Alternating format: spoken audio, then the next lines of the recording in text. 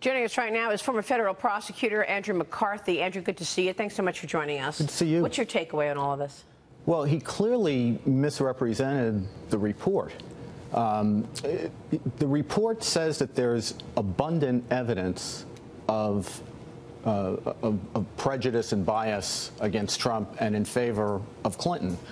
What they qualify, and what Horowitz says, is that he can't say with certainty that any particular decision was driven by bias. But we know in our common sense everyday lives that when people are pervasively biased and they act in a manner that's completely consistent with that of course the bias is a factor in the decision. And to deny that is like to deny that we're breathing air. Not only that, but I mean, these texts from Peter Strzok have given us a real window into the kind of animus that existed within certainly the top ranks, the leadership at the FBI and the Department of Justice. And we know that Peter Strzok took over the role of running the Trump-Russia collusion investigation on July 31st, 2016. That was the summer before the election. 8 days later, he sends a text to his girlfriend, Lisa Page, and says, "We will stop him from becoming president." He's running the investigation of Trump-Russia. Right. 8 days into it, he says, "We will stop him." 4 days later, he says to her, "We need an insurance policy." Right. How is that not so obvious in your face? He's running the investigation of Trump-Russia, and he's saying, "We will stop them." Right, and not only that, when he gets on Mueller's investigation. So Mueller comes in and gets appointed in, May of 2017, right? And as soon as that happens, what he says to Page is, you know, I could stick around being just another deputy assistant director of the FBI, or I could get on this case and get to some unfinished business. Right, because he wants to stop them. And that's the point you made earlier, Dagan. I mean, all of these people who were running the Hillary Clinton email investigation were also running a Trump-Russia collusion, and then some of them went right over seamlessly to the Robert Mueller special investigation. Somebody who is clearly biased, who says Trump must be stopped among all the texts that were uncovered by the Inspector General. And he winds up the top investigator on the Robert Mueller special counsel team. One thing that Byron York, and he's a frequent guest on the program, pointed out on Twitter, he said, we know that Peter Strzok is biased. If he legitimately is going to step up and testify in front of Congress multiple times, more likely, start asking him the hard questions. Stop asking him about bias and start asking him questions about everything that was involved in the investigation, because he was on the front line more than anybody in the Trump-Russia investigation. Byron York writes that Strzok would be the most consequential witness who has appeared before congressional investigators trying to learn what happened in that investigation. So you ask him about anything and everything, and that looks likely that Strzok will be under oath. Yeah, and you know what I find really interesting is Jim Comey may very well be investigated and perhaps charged for the very thing that he was unwilling to investigate and charge Hillary Clinton with, and that is mishandling of classified information. How ironic. Yeah, well, they certainly said that they would look at that yesterday. In fact, I think at the very start of the hearing, Horowitz confirmed that he has an open investigation on that question.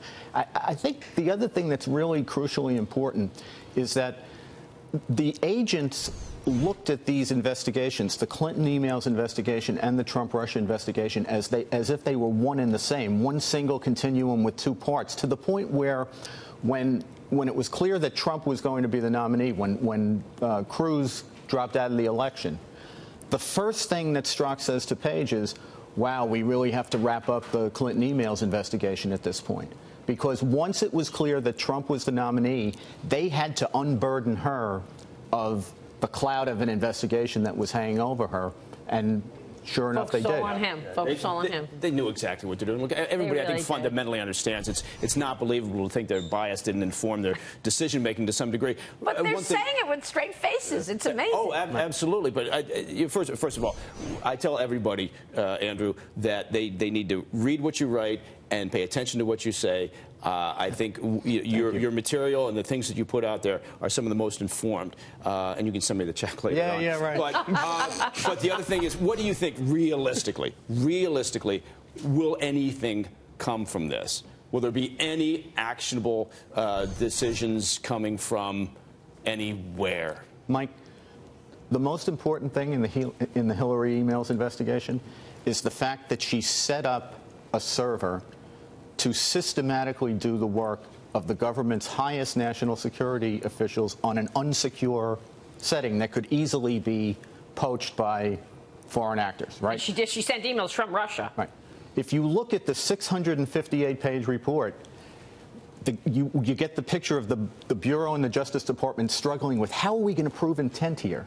Guess what they don't look at to decide whether they have enough intent evidence or not? The fact that she set up the server system to have all of the information. What was the intention of having your own server? Right, but they don't even look at what they look at is, with respect to each individual piece of classified information that transited through the system, did the person know exactly that that was classified? And forget about the fact that we have somebody who actually set up a system that forced this to happen. Yeah. Well, and then buried information, because without the Inspector General Horowitz's dogged work, we wouldn't have these text messages. Right. These were struck. The "we'll stop it" text was not recovered until early May. This was a text that was sent in August 2016, when the FBI data collection program was in place, and it required Department of Defense technology to uncover this. And it's not just Strzok and Page. There are other in the IG report, which I know you probably read more than once over the weekend. It was Agent 1, Agent 5, and also FBI Attorney 2.